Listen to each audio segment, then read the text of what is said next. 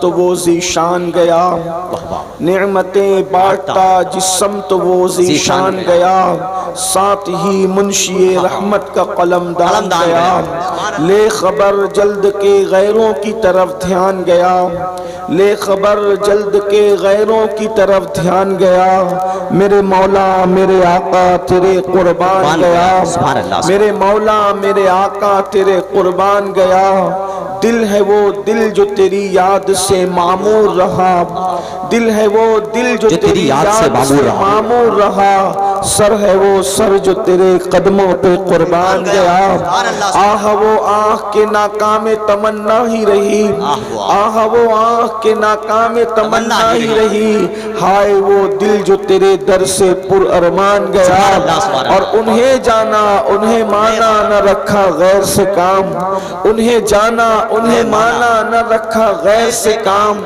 للہ الحمد میں دنیا سے مسلمان گیا، للہ الحمد میں دنیا سے مسلمان گیا۔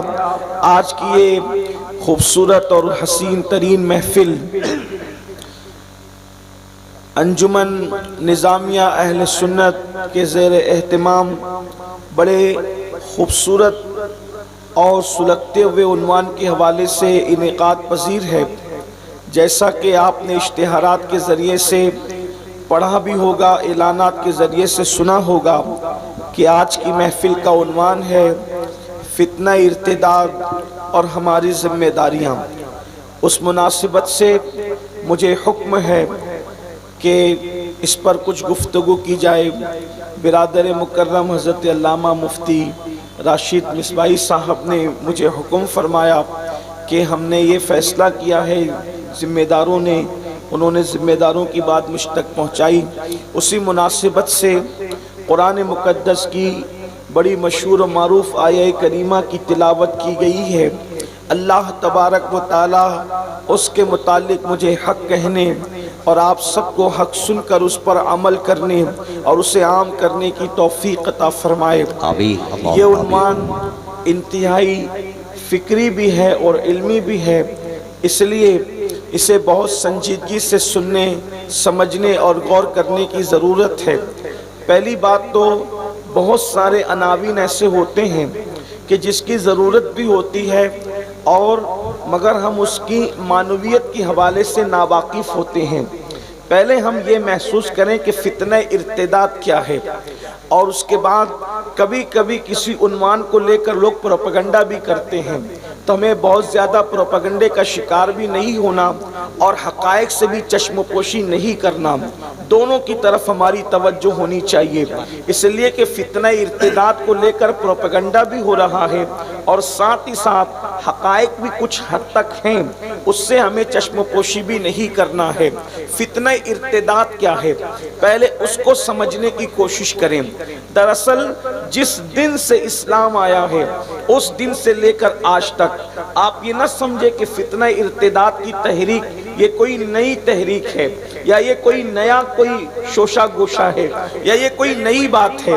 فاران کی چوٹی سے اللہ کے رسول صلی اللہ علیہ وآلہ وسلم نے جب سے نبوت کا اعلان فرمایا اور شمع نبوت پر جب پروانے نثار ہونے کے لیے آگے بڑھے تو اس وقت سے اسلام دشمن طاقتوں کو ایک خطرہ تھا کہ کسی بھی طرح سے جو لوگ اسلام کو قبول کر چکے ہیں ان کو پھر سے اسلام سے نکال کر کفر کی طرف لایا جائے، شرک کی طرف لایا جائے، بت پرستی کی طرف لایا جائے، بے دینی کی طرف لایا جائے، الہاد کی طرف لایا جائے، لا قانونیت کی طرف لایا جائے، اللہ کے مقدس دین کا دامن چھڑا کر واپس سے پھر طاغوت کی طرف انسان کو واپس بلایا جائے، جہالت کی وادیوں کی طرف انسان کو پھر واپس بلایا جائے، اس کو کہتے ہیں فتنہ ارتداد۔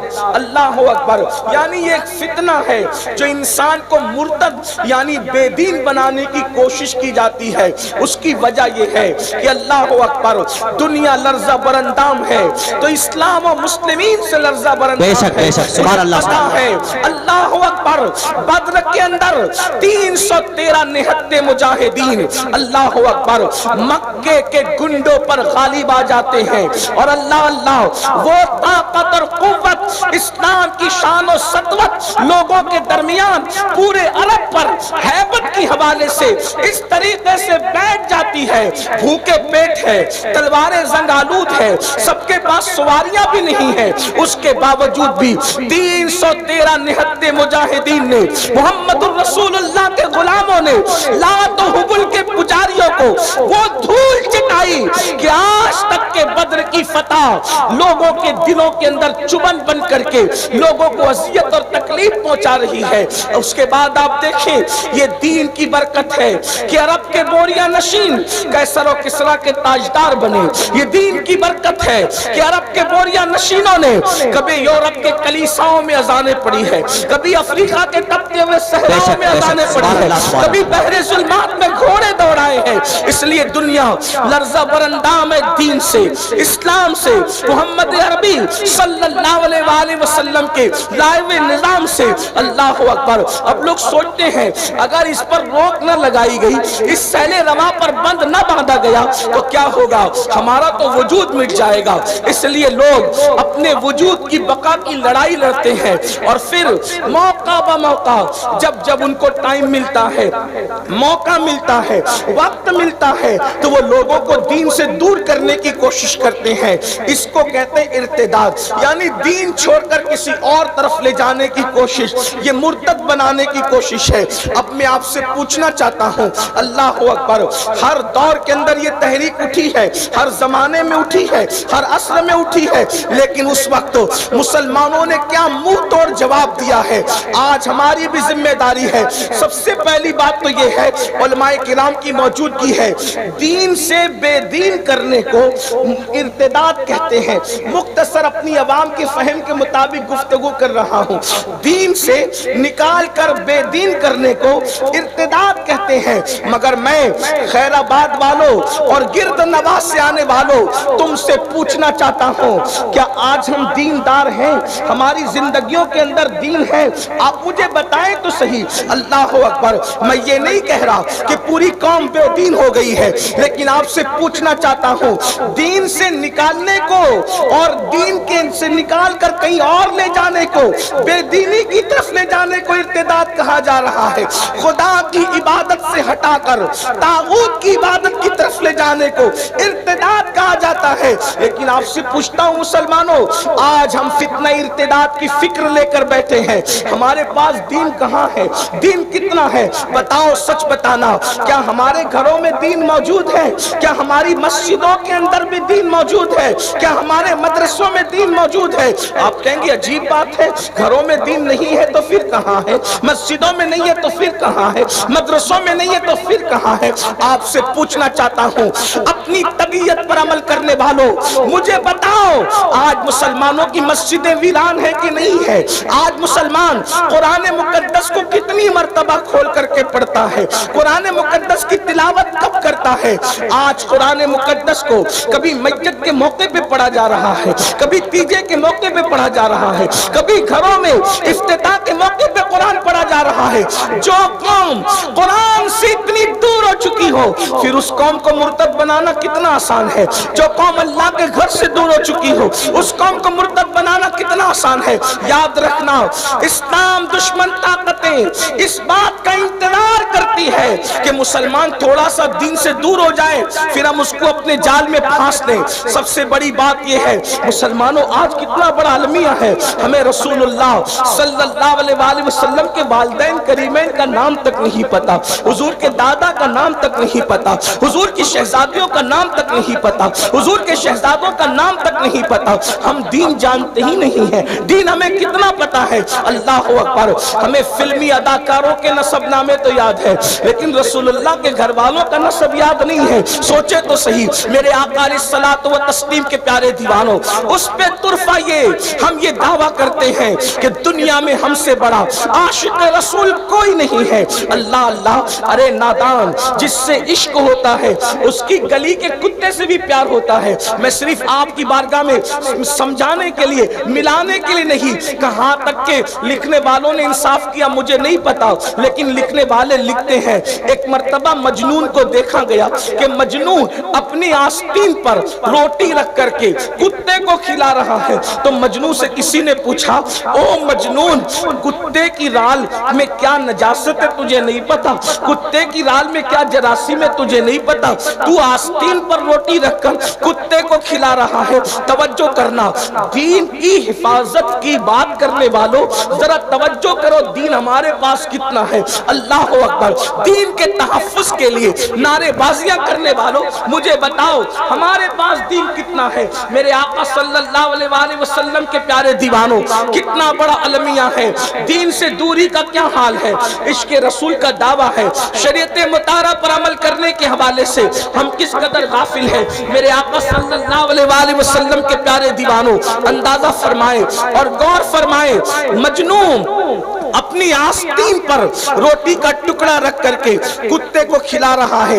کہنے والا کہتا ہے، پوچھنے والا پوچھتا ہے ذرا یہ بتاؤ کیا تمہیں مسئلہ نہیں پتا؟ کیا تمہیں نہیں معلوم کہ کتے کی رال اور کتے کے لعاب اور کتے کے تھوک کے حوالے سے کیا مسئلہ ہے؟ اس میں جراثیم کتنے ہیں، اس میں نجاست کیسی ہے؟ تو اس وقت اللہ اکبر مجنون کا جواب سنو، تھوڑی توجہ فرمائے.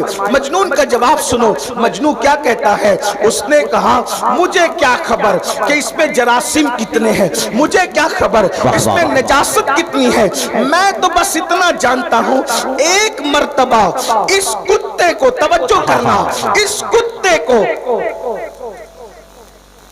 درود شریف پڑھیں صلی اللہ علیہ نبی نبی وآلہ صلی اللہ علیہ وسلم. صلاۃ و سلام علیک یا رسول اللہ صلی اللہ تعالی علیہ وسلم. ایک بار اور درود شریف پڑھیں.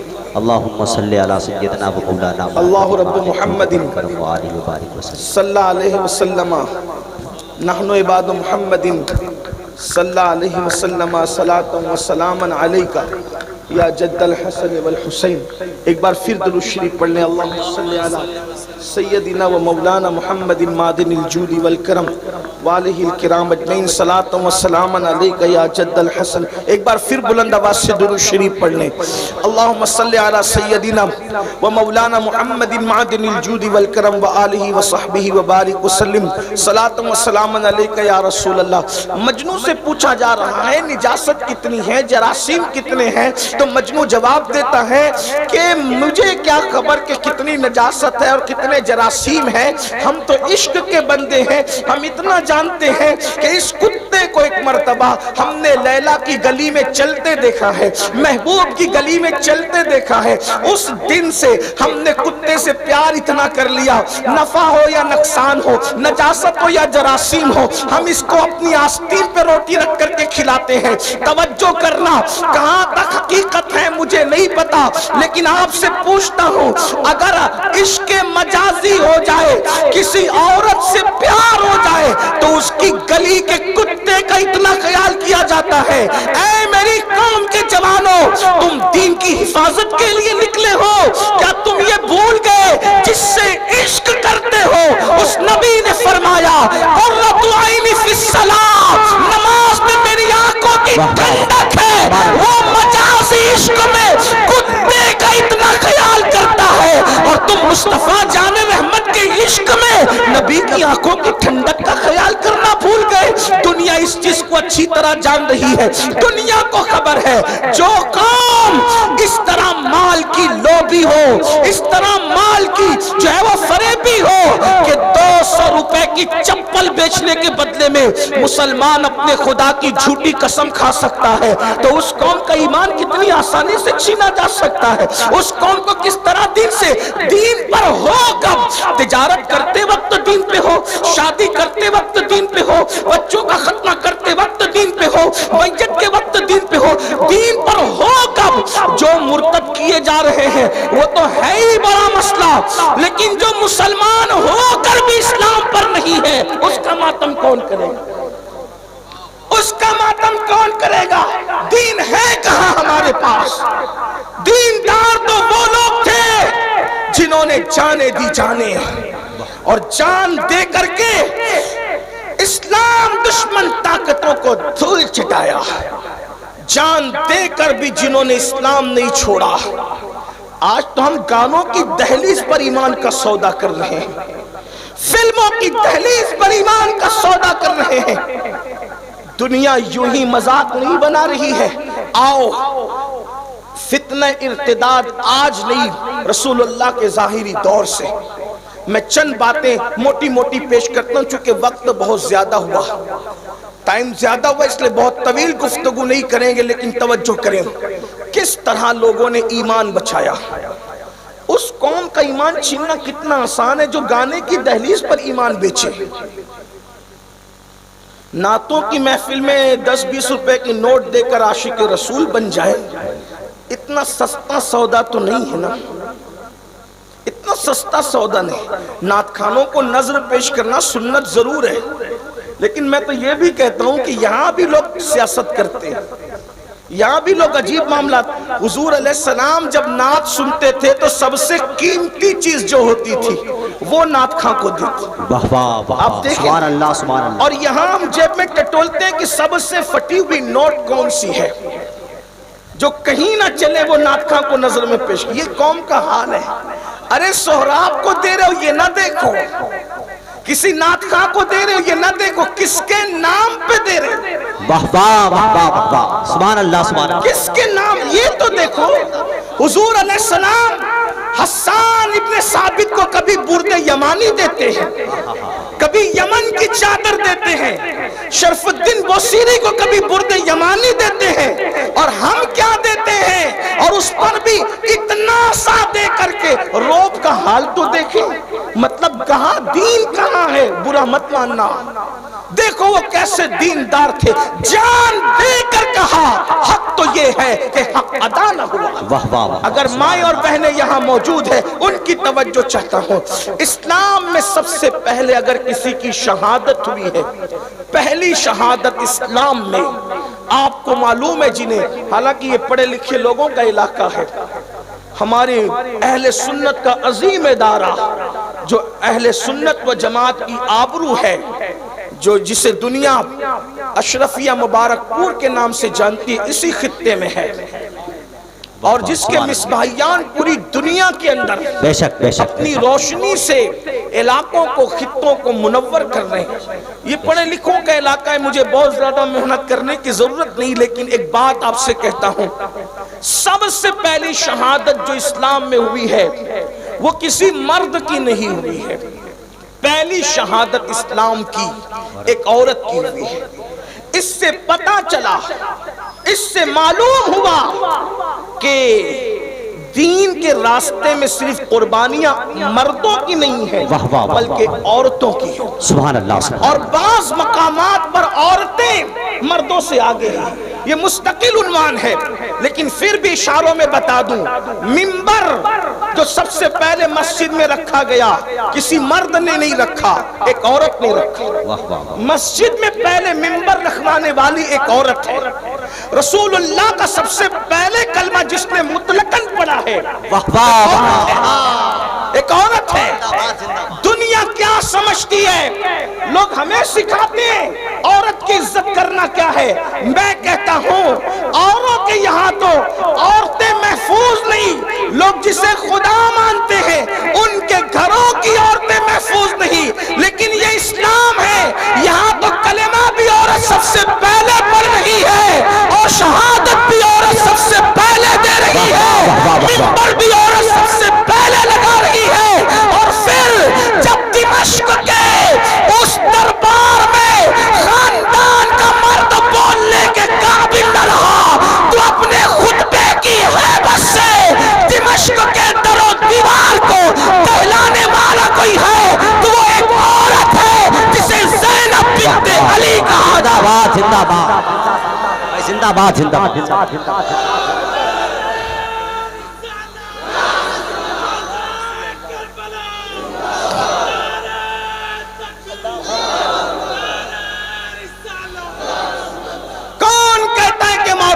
پیچھے رکھتے ہیں. جب مرد قیادت کے حوالے سے شہادت پا جاتے ہیں تو عورتوں نے قیادت اور کس شان کی ہے کہ شائبہ تک نہیں ہوا کہ قائد مرد ہے یا عورت ہے.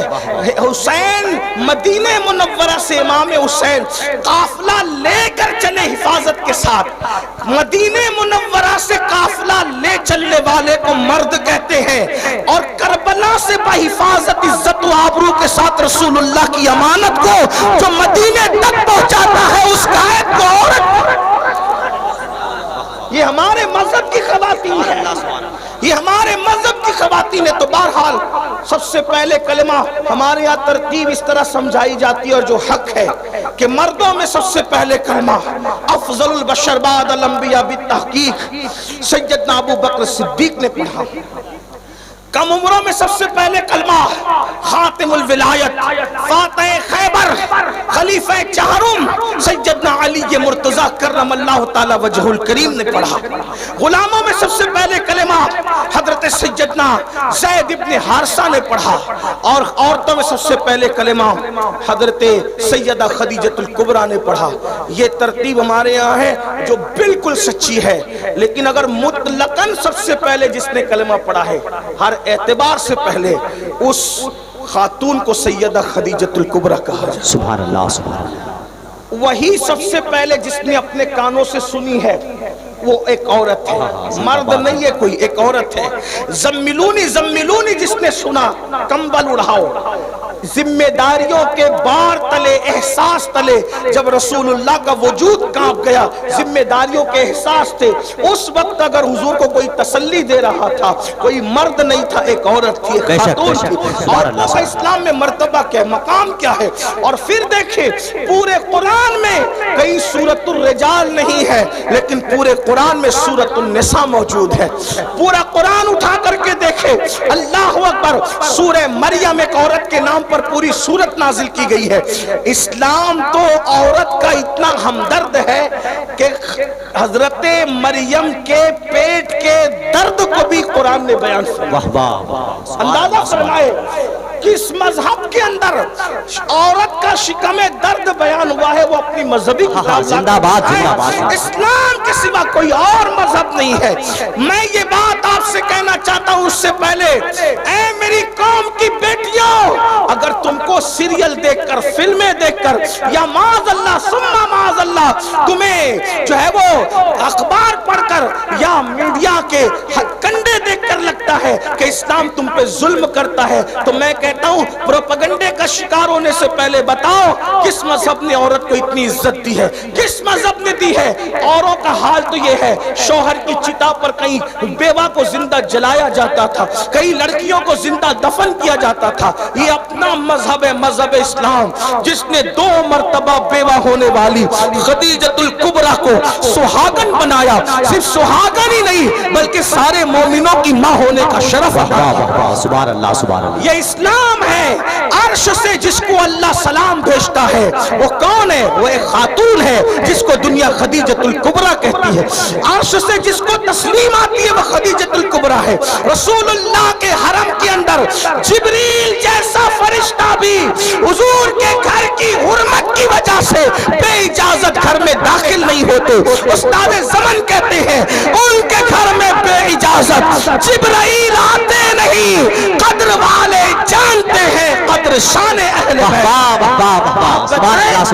کسی کے گھر کی یہ حرمت, یہ صرف رسول اللہ کے گھر کی حرمت ہے. اللہ اکبر. اور وہ کس کی حرمت میں بے اجازت نہیں آتے, کس کی حرمت میں؟ اہل بیت, گھر والوں. اور گھر میں رہتا کون ہے, گھر میں رہتا کون ہے؟ اندازہ فرمائیے, شان ہے ہمارے یہاں. اور پھر تو عرض یہ کر رہا تھا کہ آج پروپیگنڈا اسلام عورتوں کو عزت نہیں دیتا, وقار نہیں دیتا. ہم پوچھتے ہیں ہم سے بڑھ کر کے عزت کون دے گا؟ ہمارے مذہب کی تعلیم ہے بیٹی پیدا ہوتی ہے تو فرشتے نازل ہوتے ہیں اور اس کو چاروں طرف سے گھیر کر کہتے ہیں اے کمزور جان سے پیدا ہونے والی کمزور جان, جب تک تو اس گھر میں رہے گی تیرے گھر والوں کی مدد کی جاتی رہے, زندہ باد رحمتوں کا نزول ہوتا رہے گا. پتا چلا بیٹوں کے باپ کو برکت کے لیے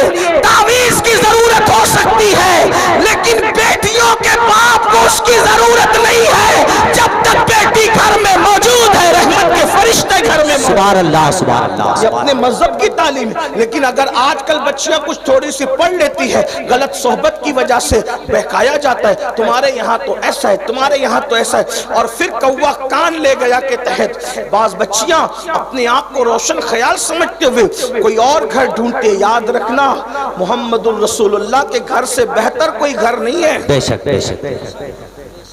ایک کا انجام دیکھو لکھنؤ کا، جب نبی کا دین چھوڑ کر گیا تو کتے سے بھی بدتر حال ہوگا۔ بے شک بے شک۔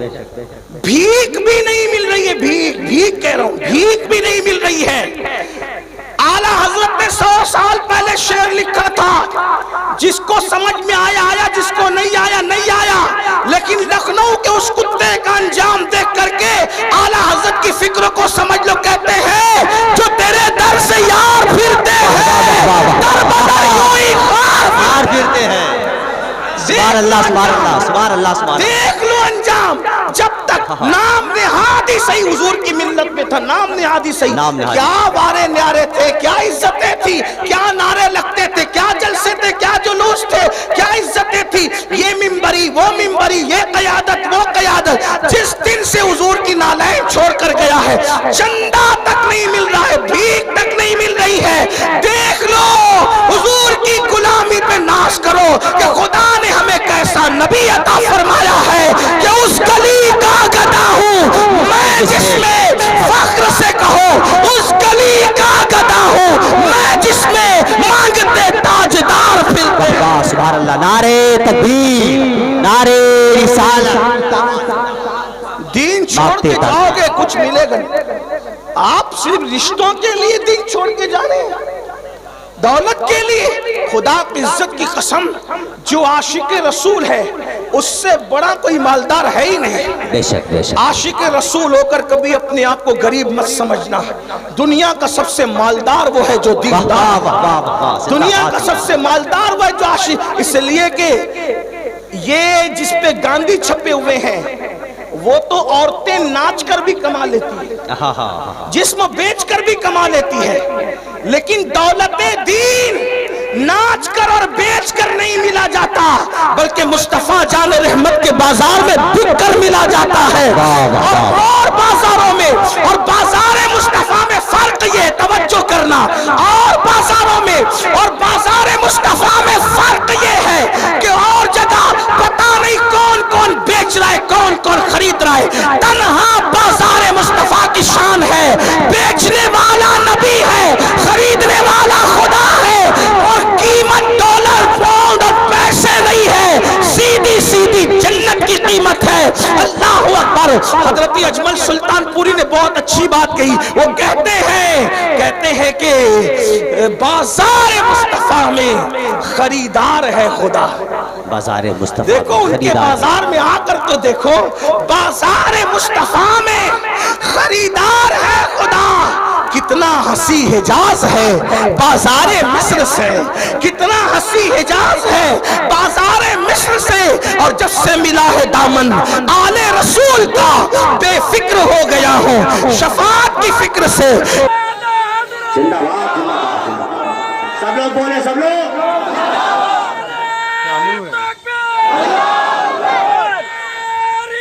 یا رسول اللہ سلامت رہے، اللہ سلامت رکھے۔ سنیوں کی محفل ایسے زندہ ہوتی ہے، کوئی تیجے کی محفل میں تھوڑی آئی ہے، زندہ دل رہ کر کے سنا کرو۔ ہاں تو کیا عرض کر رہا تھا، حضور کے بن کے رہو، ان کے بنو گے نہ تو ان کا جو بن گیا کعبہ بھی اس کے قدموں کے نیچے نظر آتا۔ ساری دنیا جس کو بلاتی تھی، غلامی کرواتی تھی، جب نبی کی غلامی نصیب ہوئی، بلال اوپر ہے، کعبہ کی چھت بلال کے قدموں کے نیچے۔ زندہ باد، زندہ باد۔ کیا نصیبیں ہیں، کیا نصیبیں۔ تو عرض یہ کر رہا تھا، بات دور نکلی کہ بہنوں سے کہتا ہوں کہ کسی پروپیگنڈے کا خیال نہیں کرنا، چھوڑو سب، اور نبی کے نام پر تو سب تج دو۔ غربت گلے لگانے کے لیے تیار، موت گلے لگانے کے لیے تیار۔ ایک بات کہوں، ان کے لیے جو غربت ہے اس سے بڑھ کر کوئی مالداری نہیں ہے۔ بے شک بے شک۔ ان کے در کی غربت اس سے بڑھ کر کوئی مالداری نہیں ہے. ان کے لیے موت اس سے بڑی کوئی زندگی نہیں. بے شک بے شک بے شک. ان کے لیے سب چیزیں بالکل تیار ہو. تو عرض کر رہا تھا کیا کہ سب سے پہلی شہادت جس کی ہوئی وہ ایک عورت ہے, اور اس مقدس خاتون کو حضرت سمیہ کہا جاتا ہے. یہ سابقون الاولون میں سے ہے, سابقون الاولون میں سے ہے. حضرت سمیہ پوری فیملی کے ساتھ اسلام قبول کیا. ان کے شہزادے حضرت عمار ابن یاسر انہوں نے اسلام قبول کیا, اور ان کی دعوت پر حضرت سمیہ اور جناب یاسر نے دونوں, یعنی ایک جوان بیٹا اسلام قبول کرتا ہے, اور سمیہ ان کی امی اور جناب یاسر ان کے ابا, جوان بیٹا اپنے بوڑھے ماں باپ کو کلمہ پڑھا کر رسول اللہ کے قدموں میں لے آتا ہے. اس سے پتا چلا اگر جوان سنور جائے تو جوان کا اثر گھر پہ بہت ہوتا ہے. بے شک بے شک. یعنی اگر مولوی صاحب نمازی کسی کو بنانا چاہے, دیندار بنانا چاہے, تو تھوڑی مشکل ہو سکتی ہے. لیکن اگر گھر کا جوان بیٹا ماں باپ کو نمازی بنانا چاہے, دیندار بنانا چاہے, اور گھر کے بھتیجوں کو, بھانجوں کو اور بچوں کو اگر وہ دیندار بنانا چاہے, ایک جوان پورے گھر کا نقشہ بدل سکتا ہے. حضرت سمیہ دین قبول کرتی ہے, بوڑھی ہو چکی تھی, بڑھاپے میں حال یہ ہے کہ کنیز تھی, آزاد کر دی گئی, اور گھر گھر جا کر عورتوں میں دین کی تبلیغ کرتی ہے. ابو جہل جیسے گنڈے کو پتا چلا, اس کی گنڈا گردی چلتی تھی, حضرت سمیہ کے پاس آیا اور سمیہ سے آ کر کہتا ہے, سمیہ میں نے سنا ہے کہ تو مرتد ہو گئی, تو بے دین ہو گئی. سیدہ سمیہ نے فرمایا, واللہ بے دین پہلے تھی, اب سمیہ دیندار ہو گئی, اب سمیہ کو دین مل گیا. محمد رسول اللہ کا دامن کیا ملا, مجھے دین مل گیا ہے. اللہ اکبر. حضرت سمیہ کبھی لوگوں کے سامنے بولتی نہیں تھی, کیونکہ غلاموں کی حیثیت جانوروں سے بھی بدتر تھی, غلاموں کا حال جانوروں سے بھی گرا ہوا تھا. لیکن آج جب حضرت سمیہ نے جرأت کے ساتھ کہا, بے دین پہلے تھی ابو جہل, اب میں دیندار ہو چکی ہوں, تو اس وقت لوگوں نے اندازہ کیا کہ ایمان کی طاقت کتنی بڑی ہے, کہ ایمان نے غلاموں کی زبان میں بھی بولنے کی طاقت عطا کر دی ہے, قوت عطا کر دی ہے. یاد رکھنا, عشق کی دولت کوئی چھوٹی موٹی نہیں ہوتی, عشق کو بے باک بناتا ہے, عشق کو نڈر بناتا ہے, عشق کو طاقت اور قوت عطا کرتا ہے. اسی لیے لاہور کے قلندر نے جرمنی کی خاک چھان کر کے اپنی قوم کو پیغام دیا, قوت عشق سے ہر پست کو بالا کر دے, قوت عشق سے ہر پست کو بالا کر دے, دہر میں اس میں محمد سے اجالا کر دے. یاد رکھنا, کسی ہتھیار کی اتنی قوت نہیں ہے جتنی قوت عشق رسول کی ہے, رسول کی ہے. اس لیے لوگ کروڑوں ہتھیار رکھ کر بھی ان نہتے عاشقوں سے لرزہ برندام ہے, جانتے ہیں کہ سارے ہتھیار قدموں میں جھک جاتے ہیں جب کوئی ایک عاشق کھڑا ہو جاتا ہے.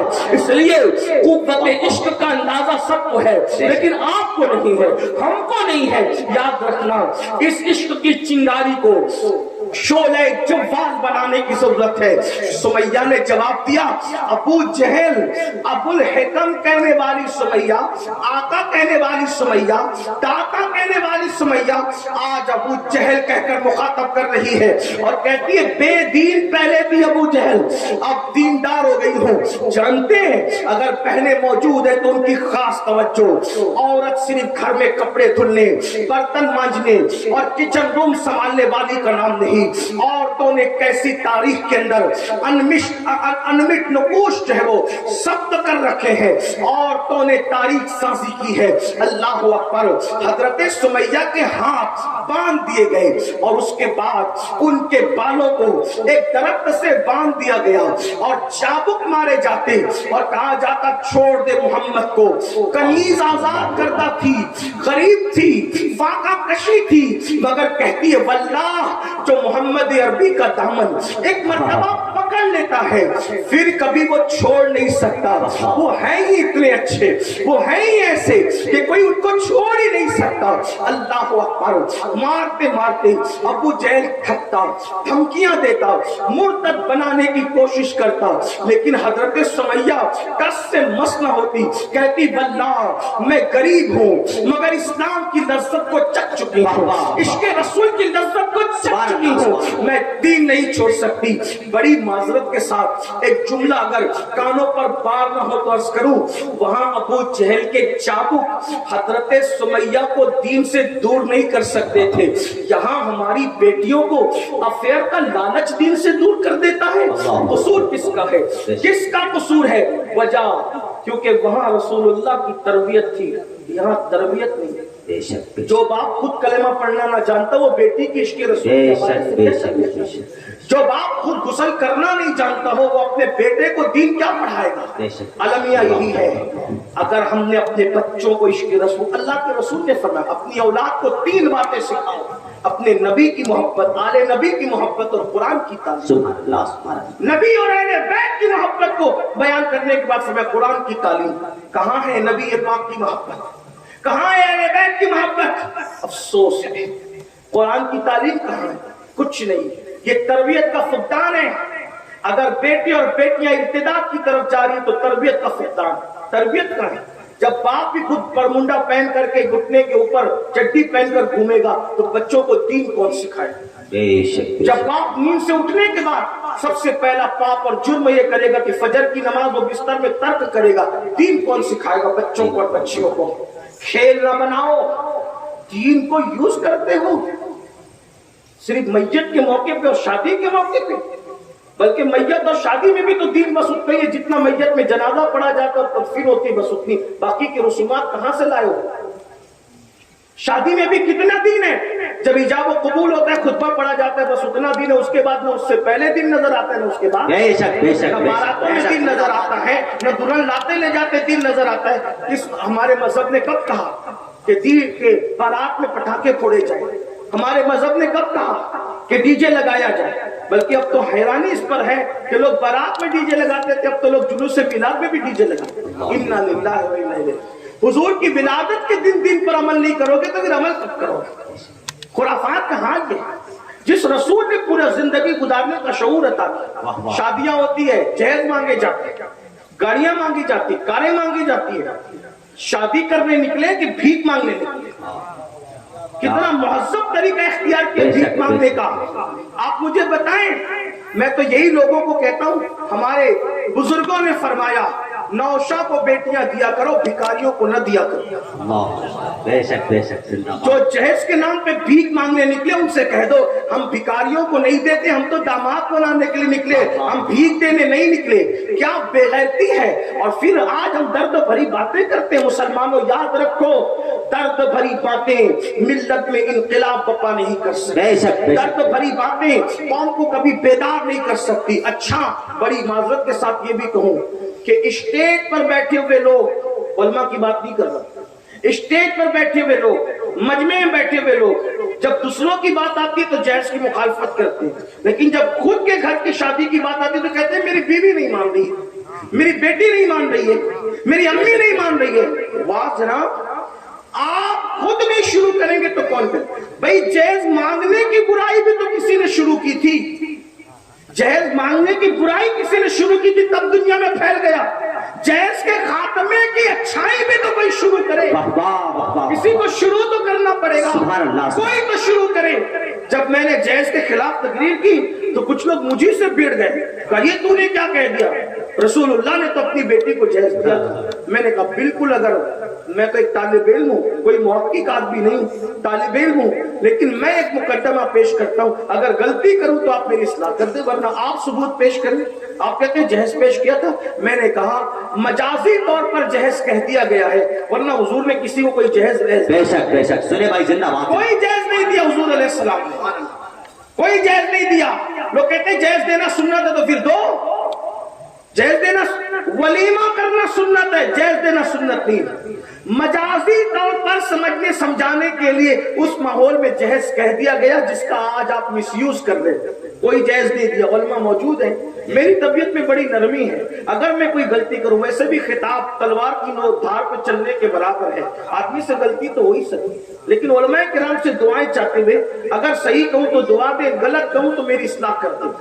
حضور نے شہزادی سیدہ فاطمہ الزہرا کو کوئی جہیز نہیں دی.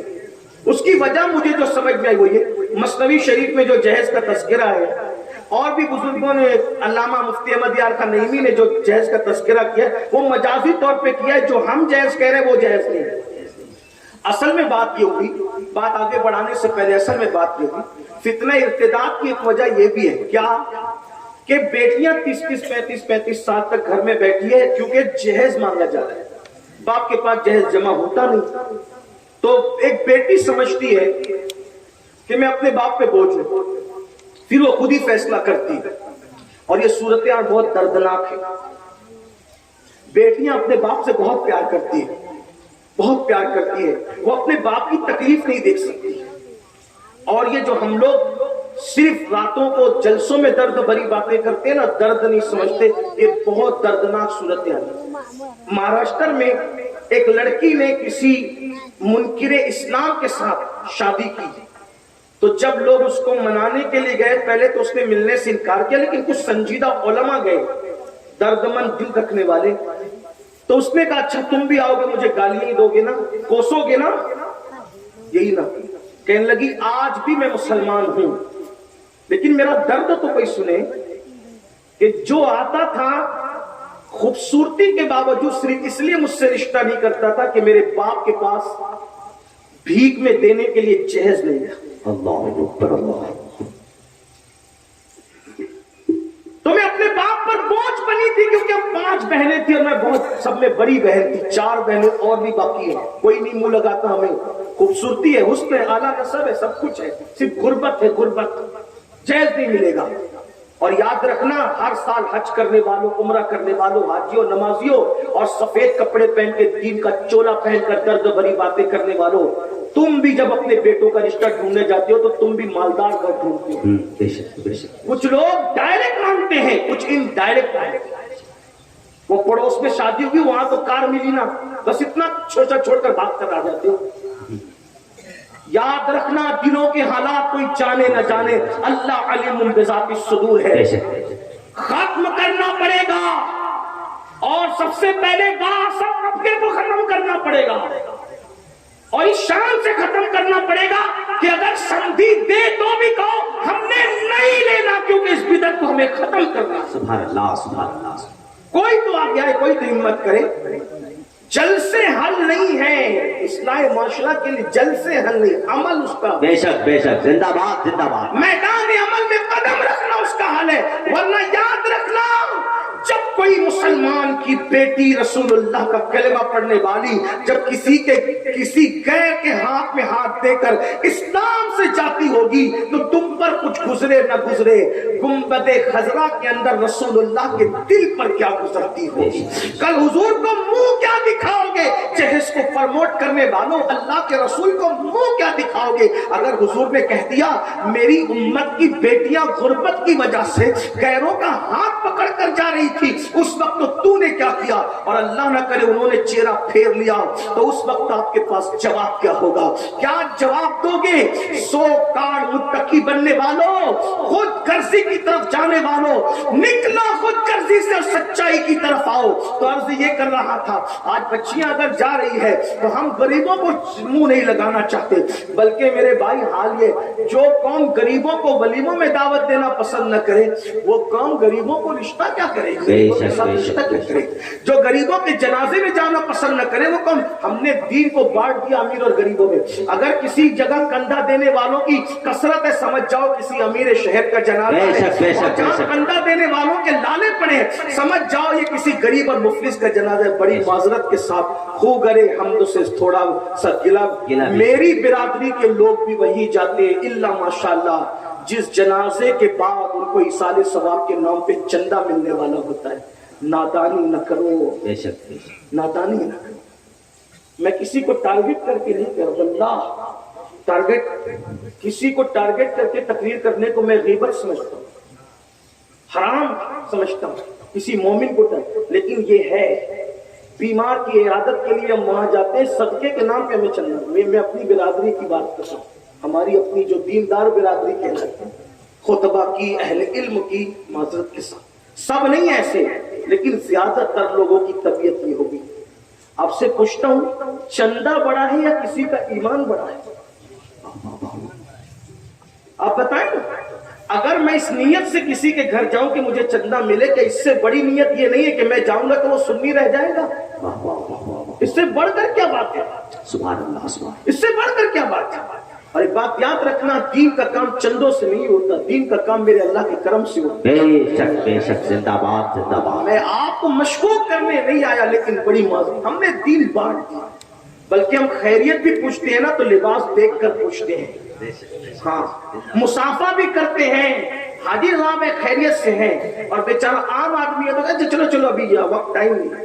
یہ حال مسافے کو بھی ہم نے بانٹ دیا غربت اور امیری کے. یہ اللہ کے رسول اسی کو ختم کرنے آئے. ابو جہلی اور ابو لہبی نظام ختم کرنے آئے تھے جو آج ہم خود زندہ کیے ہوئے ہیں. حضور نے کچھ نہ تھا. جس محفل میں عمر جیسا عربی حضور کے قدموں میں جلوہ گر ہوتا تھا، اسی محفل میں حبشہ کا بلال بھی وہیں پر. زندہ باد زندہ باد زندہ باد زندہ باد. جہاں صدیق اکبر جیسا، عثمان غنی جیسا مالدار حضور کی محفل میں جگہ پاتا تھا، وہیں پر ابو ذر غفاری جیسا غریب اور مفلس بھی اسی مقام پر جگہ پاتا. بے شک سبحان اللہ نے سبحان. کیا کر ڈالا؟ دین کی شکل بدلی. بڑی معذرت، مجھے ایسا لگتا ہے کہ شاید کل دوپہر تک مجھے خیر آباد رہنا ہوگا. میری خیر نہیں، خیر آباد نہیں. لیکن یاد رکھنا، بزدل نہیں ہوں، نرم دل ہوں مگر بزدل. سبحان اللہ سبحان اللہ سبحان اللہ. اچھی طرح یاد رکھنا، حق کہتا ہوں تو اس کو جھیلنے کا جو ہے وہ ظرف بھی رکھتا ہوں. بہت سوچ کر بنا ہوں موج دریا کا ہری.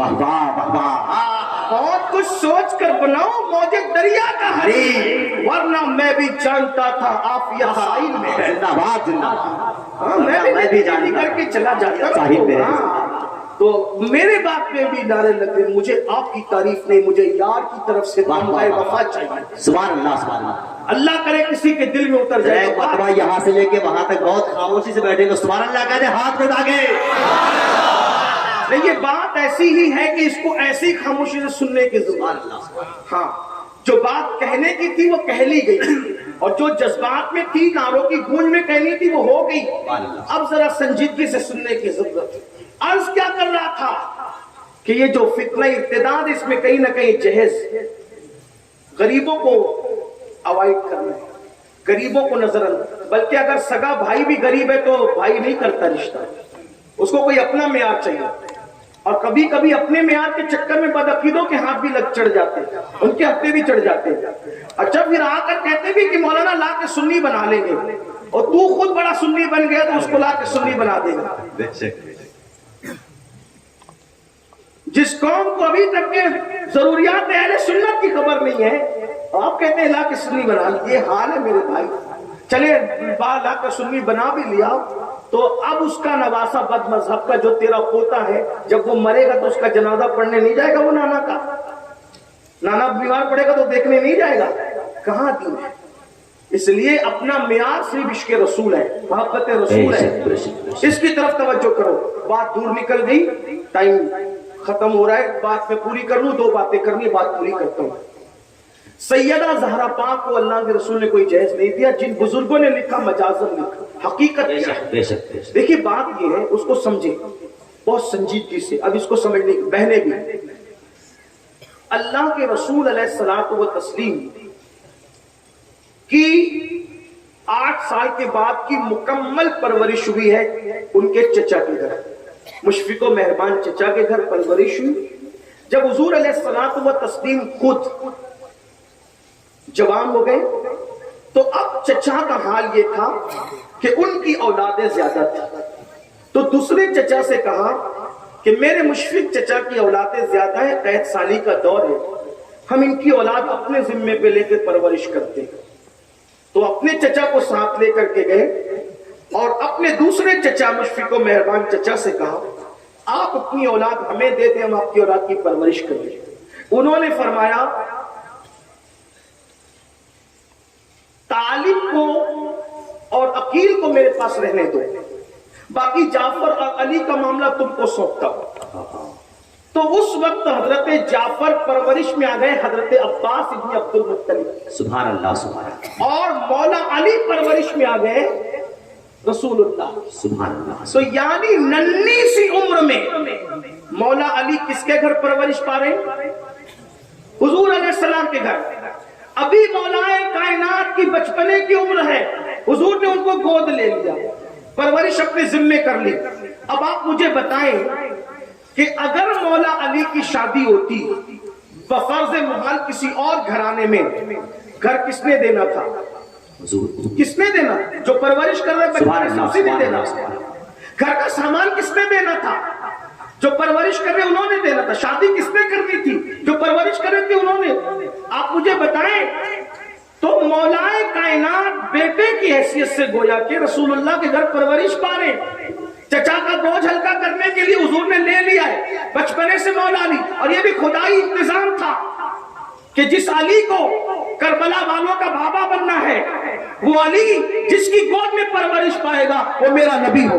زندہ باد زندہ باد۔ گویا کہ حسنین کریمین کو جو گود ملنی تھی ماں اور باپ کی، ان کی پرورش، دونوں کی پرورش رسول اللہ کی گود میں۔ زندہ باد زندہ باد زندہ باد۔ غربت بہانا تھا علی کو دامن مصطفیٰ میں لانا تھا۔ سبحان اللہ سبحان اللہ سبحان اللہ۔ مولا کائنات بچپنے سے آ گئے حضور کی پرورش میں، جوان ہو گئے حسن اتفاق، بلکہ اتفاق کی معراج کہ مولا علی کا رشتہ طے ہو گیا سیدہ کے ساتھ۔ ٹھیک، اب مولا کائنات کا خود کا گھر نہیں تھا کیونکہ علی رہتے تھے رسول اللہ کے یہاں، تو اب چچا کے بیٹے ہیں، چچا زاد بھائی ہیں، اب شادی ہو رہی ہے تو گھر کا انتظام کون کرے گا؟ کپڑے لتے کا انتظام کون کرے گا؟ سامان کا انتظام کون کرے گا؟ تو مولا علی کے لیے حضور نے انتظام کیا۔ پتا چلا حضور نے بیٹی کو جہیز نہیں دیا، حضور نے اپنے بھائی کو ساز و سامان دلایا، اور یہ بھائی کو دینا لوگوں کو یہ مغالطہ کر گیا کہ حضور نے بیٹی کو، بے شک بے شک، حضور نے شہزادی کو نہیں دیا، اپنے داماد کو نہیں دیا، بھائی کو دیا۔ اگر آپ بھی بھائی کے لیے لاکھوں خرچہ کرتے تو میں آپ کو سلام کرتا ہوں، کریں نا آپ بھی، بھائی کے لیے کریں، حضور نے کیا آپ بھی کریں۔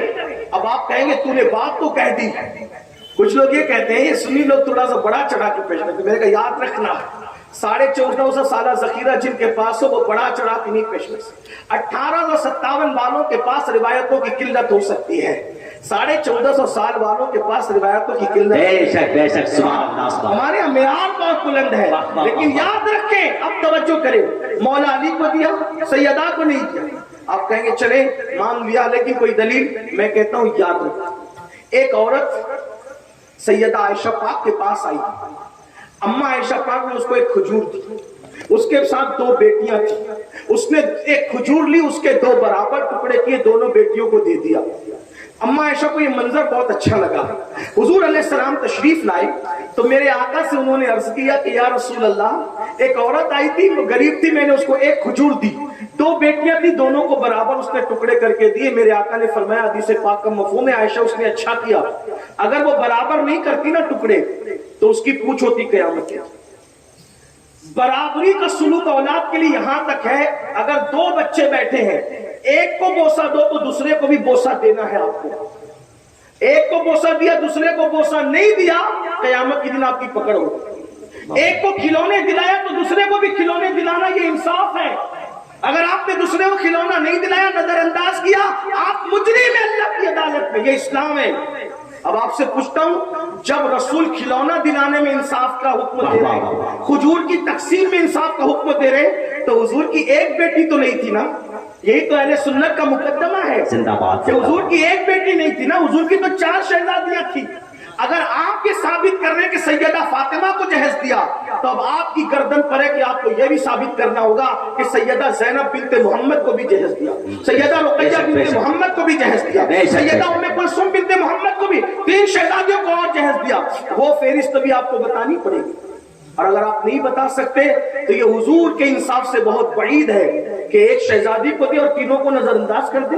بلکہ ایک بات اور عرض کروں، جب سیدہ فاطمہ کی شادی ہوئی تو رسول اللہ صلی اللہ علیہ وآلہ وسلم کے پاس ان دنوں بظاہر مال کی قلت تھی، لیکن جب ان 3 شہزادوں کی شادیاں ہوئی اس وقت تو سیدہ خدیجہ حیات تھی، سبحان اللہ سبحان اللہ، ملکہ تجار موجود تھی، زندہ باد زندہ مال باد۔ تجارت شام اور یمن تک جا رہا تھا، تو اگر دینا تھا تو اس وقت زیادہ دیا جاتا۔ ٹھیک، اب آپ سنیں، ان تینوں کو نہیں دیا، ایک شہزادی کو دیا۔ کیا کہنا چاہتے ہیں آپ؟ چلے ٹھیک ہے، اب آگے بڑھتے ہیں۔ چلیے، جس مولا علی نے اپنے سسر سے جہیز لیا تو ان کی بھی تو تقریباً 9 بیٹیاں ہیں، تو جس نے لیا کم از کم وہ دیتا تو صحیح۔ تو کسی کو خبر تھی نہ خبر تھی، حضور علیہ السلام کے داماد مولا علی نے اپنی بیٹی سیدہ زینب کا نکاح حضرت عبداللہ ابن جعفر طیار کے ساتھ کیا۔ کب جہیز دیا؟ بے شک بے شک۔ اپنی شہزادیوں کا نکاح کے حضرت ام کلثوم کا نکاح فاروق اعظم کے ساتھ کیا۔ کب جہیز دیا؟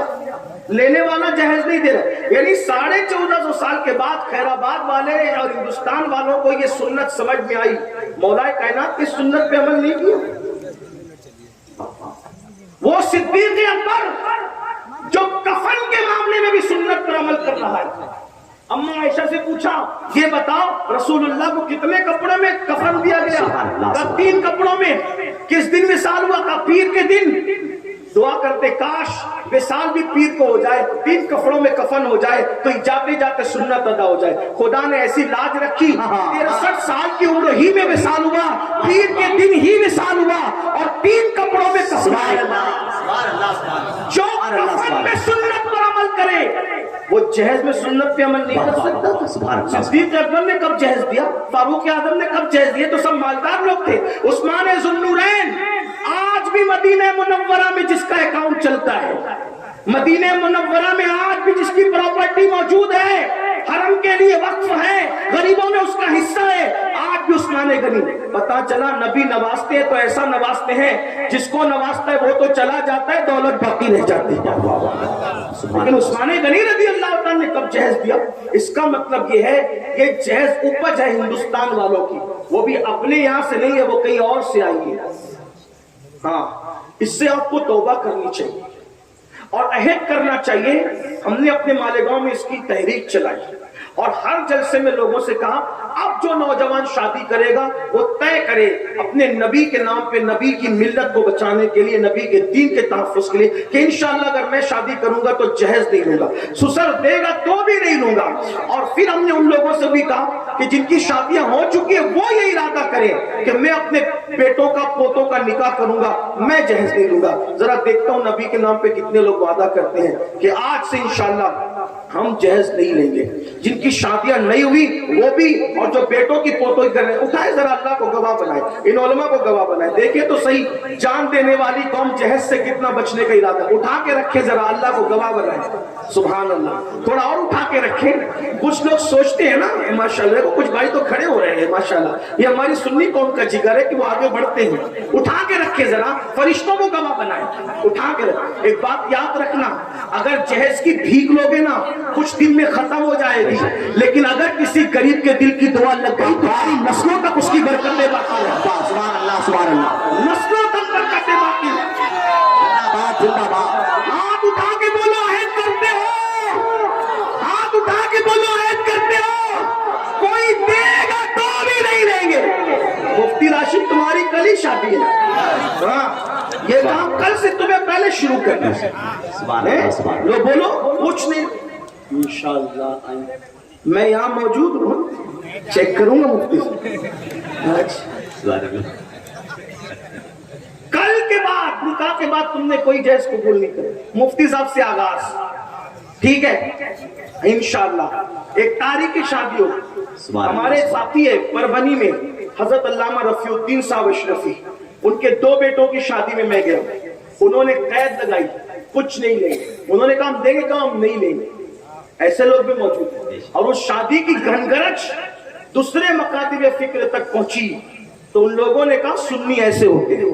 سبحان اللہ سبحان اللہ۔ اسی منبر پر ہمارے جمیل رضوی صاحب بیٹھے ہوئے، انہوں نے بھی اپنے بیٹے کی، وہ چونکہ ہاتھ اٹھا چکے تھے نہیں کچھ لیا۔